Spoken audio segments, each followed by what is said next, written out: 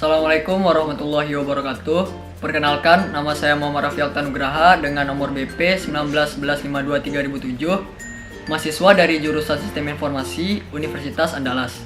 Di sini, saya akan menjelaskan mengenai tugas ujian akhir semester mata kuliah kalkulus, dan langsung saja kita bahas soalnya satu persatu.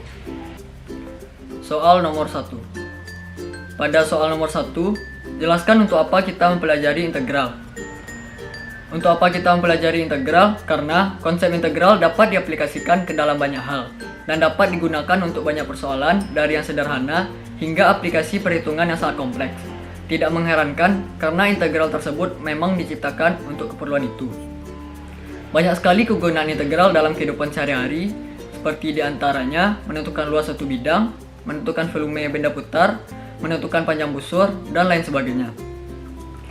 Integral merupakan konsep matematika yang banyak sekali digunakan menjadi dasar dari ilmu-ilmu terapan lainnya. Dalam berbagai bidang, integral bahkan menjadi kunci utama dari sebuah sistem. Konsep integral memang sering digunakan di banyak bidang, contohnya yaitu seperti bidang teknologi, matematika, ekonomi, teknik, fisika, medis, dan maupun bidang lainnya. Berikut manfaat integral dalam berbagai bidang. Yang pertama yaitu bidang matematika. Penggunaan integral di sini yaitu untuk menentukan luas satu bidang, menentukan volume benda putar, dan menghitung persamaan dari kurva yang dilalui oleh garis singgungnya, dan masih banyak lainnya. Kedua yaitu di bidang teknologi. Penggunaan laju tetesan minyak dari tangki untuk menentukan jumlah kebocoran selama selang waktu tertentu. Yang kedua yaitu penggunaan kecepatan pesawat ulang-alik Endeavour untuk menentukan ketinggian maksimum yang dicapai pada waktu tertentu. Yang ketiga yaitu memecahkan persoalan yang berkaitan dengan volume, panjang kurva, perkiraan populasi, keluaran kardiak, gaya pada bendungan, usaha, dan lain sebagainya. Selanjutnya yaitu pada bidang fisika. Penggunaan integral ini yaitu untuk analisis rangkaian listrik arus AC atau arus bolak-balik. Yang kedua yaitu untuk analisis medan magnet pada kumparan. Yang ketiga yaitu untuk analisis gaya-gaya pada struktur pelengkung. Selanjutnya pada bidang ekonomi. Penggunaan integral tak tentu seperti menghitung fungsi total, sedangkan penggunaan integral tertentu seperti menghitung surplus konsumen dan surplus produsen. Pada bidang teknik, penggunaan integral dapat membantu dalam pembuatan aplikasi dari mesin-mesin yang handal, misalnya para engineer dalam membuat desain-desain mesin pesawat terbang. Yang terakhir yaitu pada bidang medis. Salah satu contohnya itu adalah sinar X. Di sini, ilmu matematika khususnya integral sangat berpengaruh dalam proses pengerjaannya, di mana penembakan laser nantinya membutuhkan koordinat yang tepat.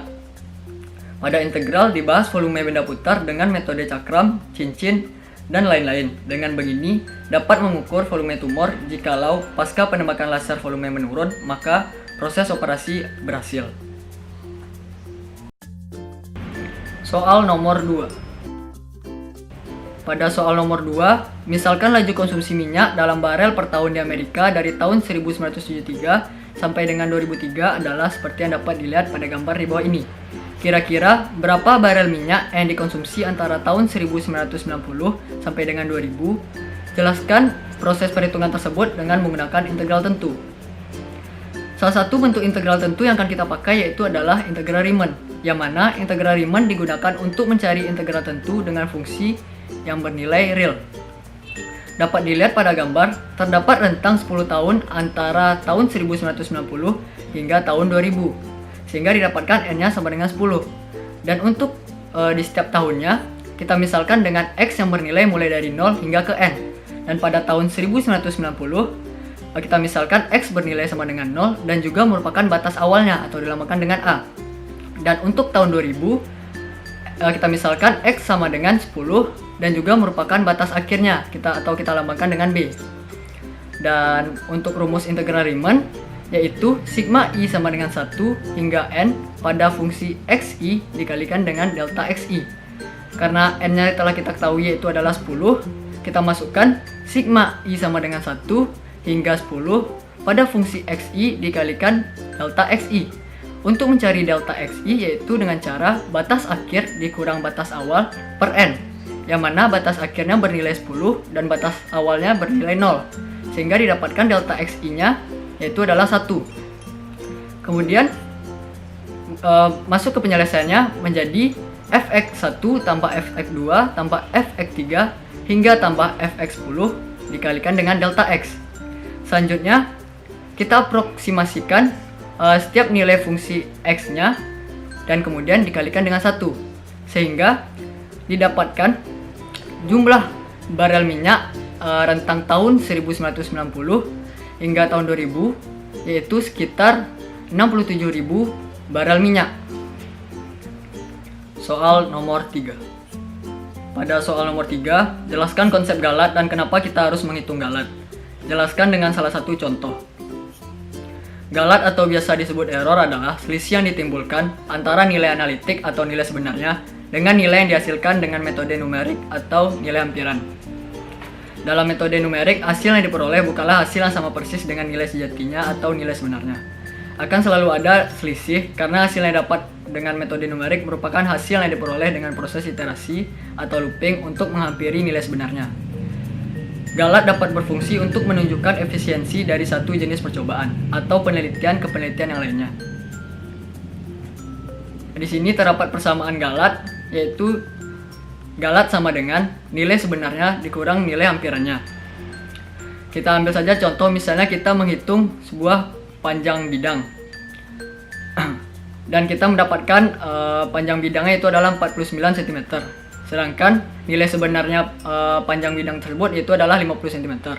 Maka galatnya didapat 50 kurang 40 cm, hasilnya itu adalah 1 cm, dan galatnya bernilai 1 cm. Dan galat terbagi 3, yaitu ada galat mutlak, galat relatif, dan galat relatif ampiran. Pada galat mutlak didefinisikan jika tanda galat positif atau negatif tidak dipertimbangkan. Maka persamaannya itu galat mutlak sama dengan mutlak nilai sebenarnya dikurang nilai ampirannya. Selanjutnya itu galat relatif, yang mana galat dinormalkan terhadap nilai sebenarnya atau nilai sejatinya. Maka didapatkan persamaannya itu adalah galat relatif sama dengan galat bagi nilai sebenarnya. Selanjutnya itu galat relatif ampiran, yang mana di sini galat yang dinormalkan terhadap nilai ampirannya. Dan persamaannya didapat itu galat relatif ampiran sama dengan galat dibagi nilai ampirannya. Kita masuk ke contoh. Misalkan nilai sejati atau nilai sebenarnya sama dengan 10 bagi 3 atau 10 per 3, dan nilai ampirannya itu adalah 3,33. Hitunglah galat, galat mutlak, galat relatif, dan galat relatif ampirannya. Untuk penjelasannya itu adalah pertama kita menghitung galat atau mencari galatnya. Galat sama dengan nilai sebenarnya dikurang nilai ampirannya. 10 per 3 dikurang 3,33 sama dengan 10 per 3 kurang 3.333 bagi 1000. Jadi hasilnya didapat adalah 1 per 3000 yang atau 0,000333. Dan untuk galat mutlaknya sama dengan mutlak nilai sebenarnya dikurang nilai ampirannya. Mutlak 10 per 3 dikurang 3,333 didapatkan hasilnya mutlak 0,003333 atau hasilnya 0,000333. Dan untuk galat relatifnya sama dengan galat hasil dari galat tadi dibagi dengan nilai sebenarnya, yaitu 1 banding 3000 bagi 10 per 3. Hasilnya itu adalah didapat 1 per 1000 atau 0,0001. Dan yang terakhir yaitu galat relatif ampirannya, yang mana galat dibagi nilai ampirannya, yaitu 1 bagi 3000 1 per 3000 bagi 3,3333, yaitu hasilnya itu adalah 1 per 9999. Sekian penjelasan mengenai tugas ujian akhir semester dari saya. Mohon maaf apabila ada kesalahan. Wabillahi taufiq wal hidayah. Wassalamualaikum warahmatullahi wabarakatuh.